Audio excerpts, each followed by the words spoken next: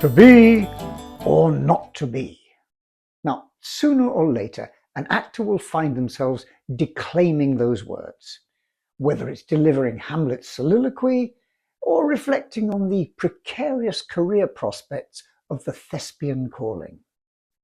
And if the answer turns out to be in the not to be direction, then the follow-up question is, what else might you be? And if you have a leaning towards high-risk options, you might select become an entrepreneur as an alternative choice. Torquay is a drama queen of a town, displaying itself in the summer for the tourists who flock to the English Riviera, attracted by its mild weather and occasionally sparkling blue bay. Full of larger-than-life characters, birthplace and home of Agatha Christie, and still hosting plenty of theatres to add to the offstage stories playing out in the streets. And tucked away in the town cemetery is the last resting place of one of the largest of such characters, an actor and entrepreneur to the end, Isaac Merritt Singer, father of the sewing machine and responsible for much more besides. He was born in 1811 in Pittstown, New York, and Singer was the youngest of 8 children, and from an early age someone who had to learn to hustle, taking on various odd jobs, including learning the skills of joinery and lathe turning. But his passion for acting emerged early.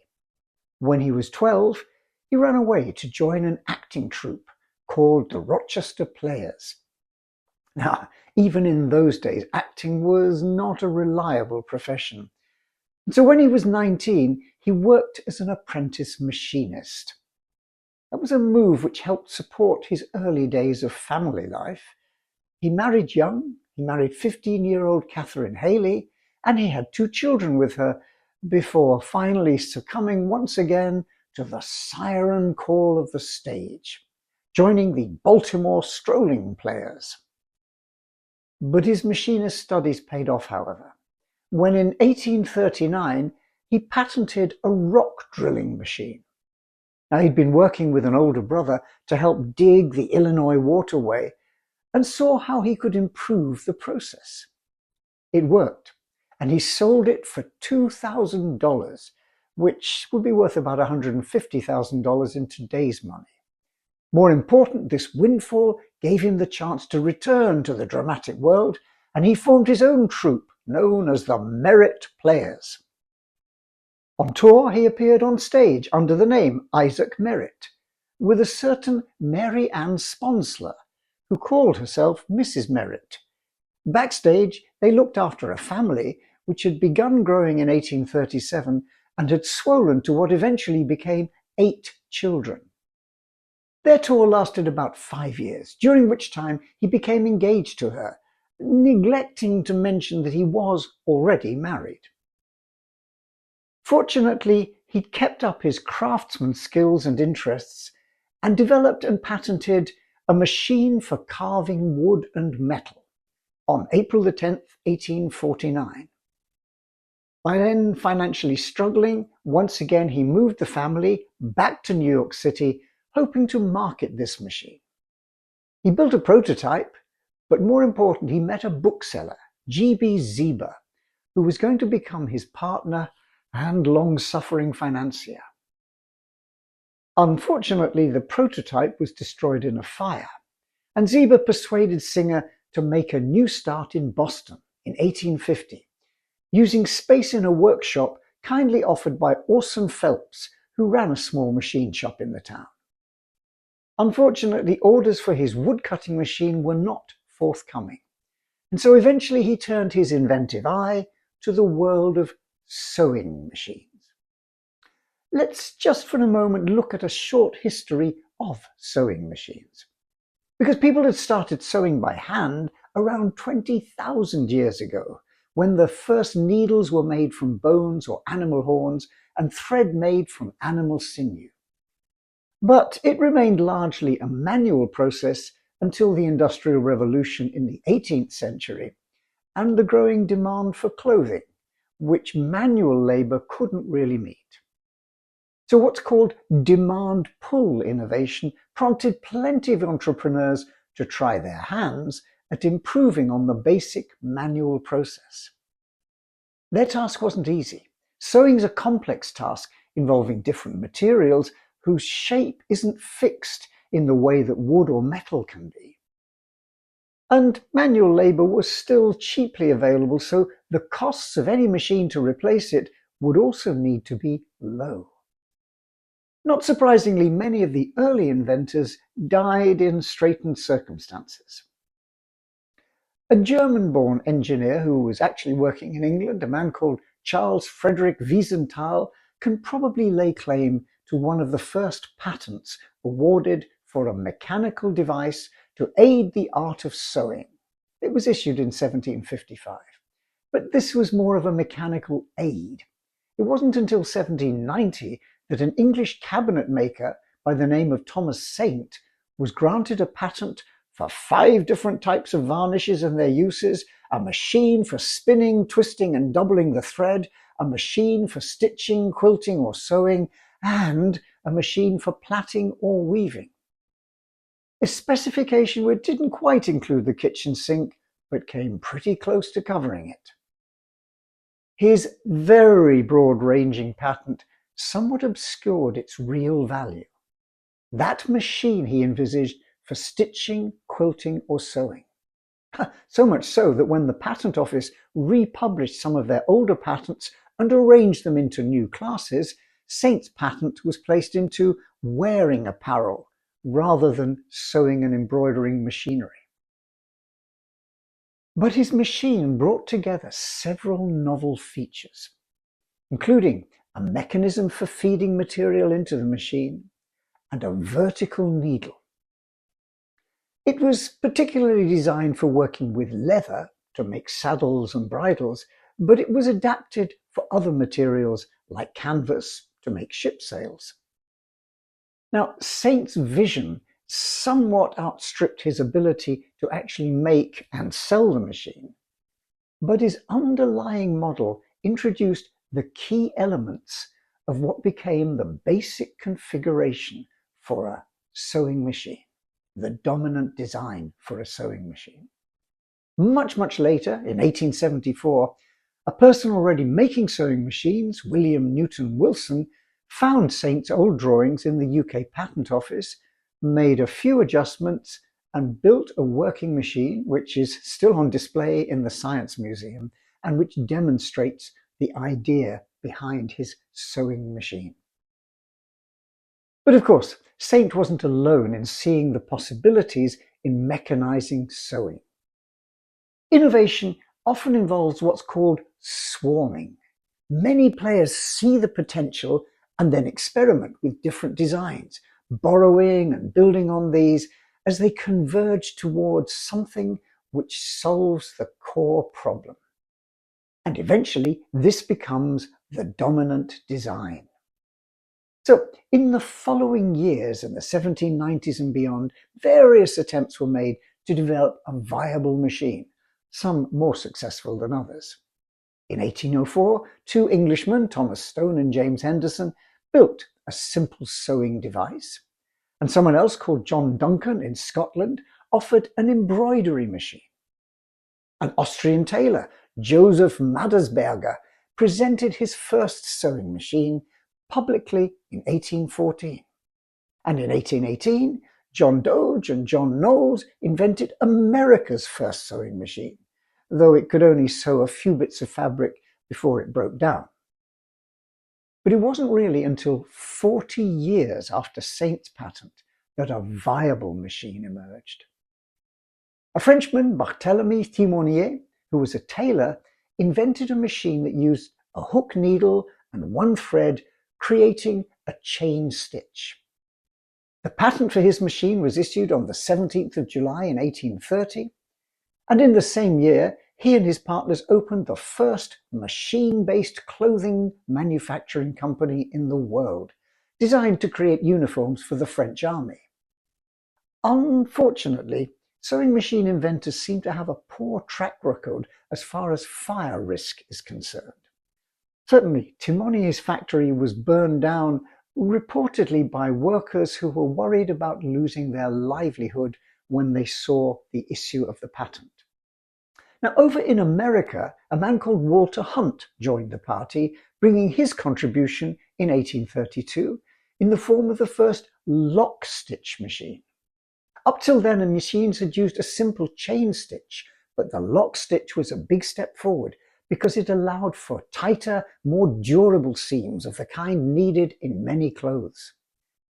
It wasn't without its teething troubles, and Hunt only sold a handful of machines.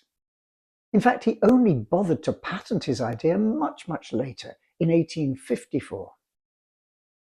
Meanwhile, a couple of British inventors, Newton and Archibald, improved on the emerging technology with a better needle and the use of two pressing surfaces to keep pieces of fabric in position. And they did that in 1841. And someone else, John Greenhoff, invented a patent for the first sewing machine in the United States in 1842. Now, each of these machines had some of the important elements, but it was only in 1844 that they converged into the machine built by the English inventor John Fisher. So all should have been well, except that apparent curse of incomplete patent filing, which seems to have afflicted many sewing machine inventors, struck Fisher down. His patent was delayed, and he failed to get the recognition he probably deserves as the architect of the modern sewing machine. Instead, it was Elias Howe from America with his 1845 machine, which closely resembled Fisher's, who took the title. His patent was for a process that uses thread from two different sources, building on the idea of a lock stitch, which, if you remember, William Hunt had actually developed 13 years earlier. Poor Hunt, his failure to patent this meant that Howe eventually reaped the not inconsiderable rewards, earning him $5 for every sewing machine sold in America, which used the lock-stitch principle. Howe's machine was impressive, but like all the others, it was slow to take off. So he decided to try and market it in Europe, sailing for England, and leaving the American market open for other entrants, including one, Isaac Merritt Singer, who patented his machine in 1851. Now, Singer had become interested in sewing machines by trying to make them better.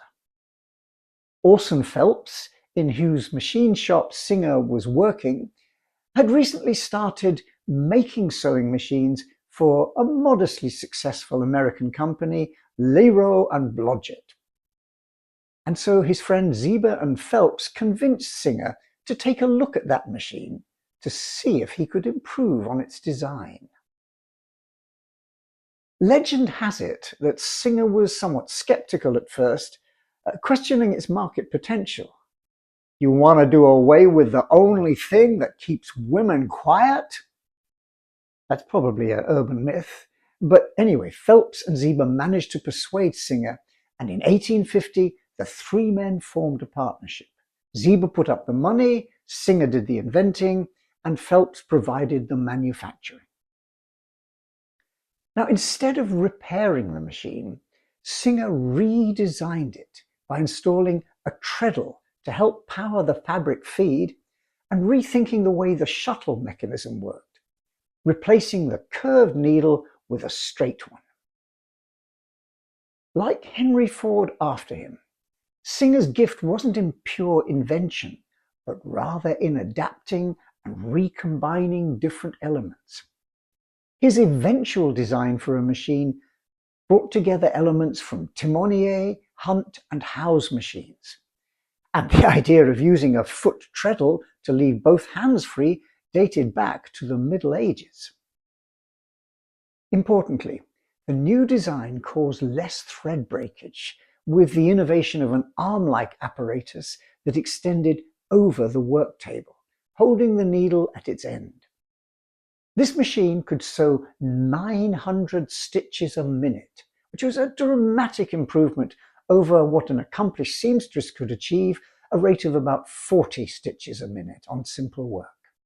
On an item as complex as a shirt, the time required could be reduced from 15 hours to less than 1. Singer obtained US patent number 8294 for his improvements on August 12, 1851. But having perfected the machine, there were a couple of obstacles in the way of their reaping the rewards from transforming the market. First was the problem of economics. Their machine and others like it opened up the possibility for selling for home use, but at $125 each, that's about $4,000 in today's money, the machines were way too expensive and therefore slow to catch on. And then there was the small matter of sorting out the legal tangles involved in the intellectual property rights to sewing machinery. Elias Howe had been understandably annoyed to find Singer's machine was using elements of his own patent, and so duly took him to court for patent infringement. Singer, in his defense, tried to argue that Howe had actually infringed upon William Hunt's original idea for the lock stitch. Unfortunately for him, since Hunt hadn't patented yet, that argument failed. The judge ruled that Hunt's lock stitch idea was free for anyone, including Howe, to use. Consequently, Singer was forced to pay a lump sum and patent royalties to Howe. In a twist, if John Fisher's UK patent hadn't been filed wrongly, he too would have been drawn into the lawsuit, since both Howe and Singer's designs were pretty close to the one that Fisher had created. Is this beginning to sound complicated? It gets worse, mainly because they weren't the only ones in the game. Inventors like Alan B. Wilson were slugging it out with others like John Bradshaw. Both of them had developed and patented devices which improved upon Singer and Howe's ideas. Wilson had partnered up with someone called Nathaniel Wheeler to produce a new machine which used a hook instead of a shuttle and offered much quieter and smoother operation. That helped the Wheeler and Wilson Company make and sell more machines in the 1850s and 1860s than any other manufacturer. Wilson also invented the feed mechanism that's still used on every sewing machine today, one which draws the cloth through the machine in a smooth and even fashion. There were others like Charles Miller, who patented machinery to help with accessories like buttonhole stitching. The result was that in the 1850s, a rapidly increasing number of companies were vying with each other not only to produce sewing machines, but also to file lawsuits for patent infringement by the others. It became known as the Sewing Machine War, and like most wars, risked ending up benefiting no one. It's an old story, and often a vicious and expensive one, in which the lawyers end up the only certain winners. But fortunately, this one, though not without its battles, was to arrive at a mutually successful ceasefire. In 1856, the major manufacturers, including Singer, Wheeler and Wilson and others, met in Albany, New York, and Orlando Potter, who was president of Grover and Baker Company, proposed that rather than squander their profits on litigation, they pool their patents. They agreed to form the Sewing Machine Combination, merging 9 of the most important patents. They were able to secure the cooperation of Elias Howe by offering him a royalty on every sewing machine manufactured. Any other manufacturer had to obtain a license for $15 per machine. Now, this arrangement lasted until 1877, when the last patent expired. So the stage was finally set for Isaac Singer to act his most famous role, one which predated Henry Ford, as one of the fathers of mass production. In late 1857, Singer opened the world's first facility for mass producing something other than firearms. And he opened that in New York and was soon able to cut production costs. Sales volume increased rapidly. In 1855, he sold 855. A year later, over 2,500, and in 1858, production reached nearly 4,000, and he opened 3 more New York-based manufacturing plants. Efficiency in production allowed the price of the product to drop to $100, then $60, then $30. By 1860, they were selling over 13,000 machines, and Singer became the largest manufacturer of sewing machines in the world. 10 years later, that number had risen tenfold. 20 years on, they sold 500,000 machines a year. Now, like Ford, Singer was something of a visionary, seeing the value of a systems approach to the problem of making and selling machines. His was a recombinant approach, taking ideas like standardized and interchangeable parts, division of labor, specialization of key managerial roles, and intensive mechanization to mass produce and bring costs down. His thespian skills were also usefully deployed in the marketing campaign. Amongst other stunts, he staged demonstrations of the sewing machine in city centre shop windows, where bystanders could watch as a skilled young woman effortlessly sewed her own creations. And Singer was famous, amongst other things, for his Song of the Shirt number, which he'd deliver as background accompaniment in events at which, once again, an attractive and also accomplished seamstress would demonstrate the product. Now, it's often easy to overlook the contribution of others in the innovation story, not least when the chief protagonist is an actor with a gift for self-publicity.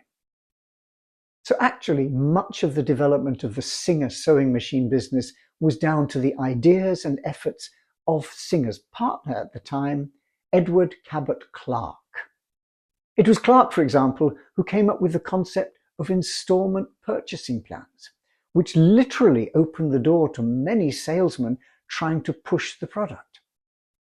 Clark also suggested the model of trading in an older model for a newer one with upgraded features, something enthusiastically deployed a century later in the promotion of a host of products, from smartphones to saloon cars. So Singer and Clark worked to create the necessary infrastructure to support scaling the business. They opened attractive showrooms. They developed a rapid spare parts distribution system and employed a network of repair mechanics. Now, this emerging market for domestic sewing machines attracted others into the game. In 1863, an enterprising tailor, Ebenezer Butterick, began selling dress patterns, and with them helped open up the home dressmaking business. Magazines, pattern books, sewing circles emerged as women saw the opportunities in doing something which could bring both social and sometimes economic benefit to their lives. Schools and colleges began offering courses to teach the required skills, many of them helpfully sponsored by the Singer Sewing Machine Company. It wasn't just a new business opportunity. This movement provided impetus to a redefinition of the role of women in the home and their access to activity which could become more than a simple hobby. Singer's advertising put women in control, with advertisements suggesting that the Singer machine was sold only by the maker directly to the women of the family. Charitable groups such as the Ladies' Work Society or the Cooperative Needlewomen's Society emerged, which were aimed at helping poorer women find useful skills and respectable employment in sewing. By 1863, Singer's machine had become America's most popular sewing machine and was on its way to a similar worldwide reputation. The company pioneered international manufacturing, particularly in their presence in Europe, having first tried to enter the overseas market through licensing their patents to others. Trouble was, with doing that, quality and service problems emerged which forced them to rethink. So they moved instead to setting up their own facilities. Their Clydebank complex in Scotland opened in 1885, and it actually became the world's largest sewing machine factory, with 2 main buildings on 3 levels. One made domestic machines, the other industrial models.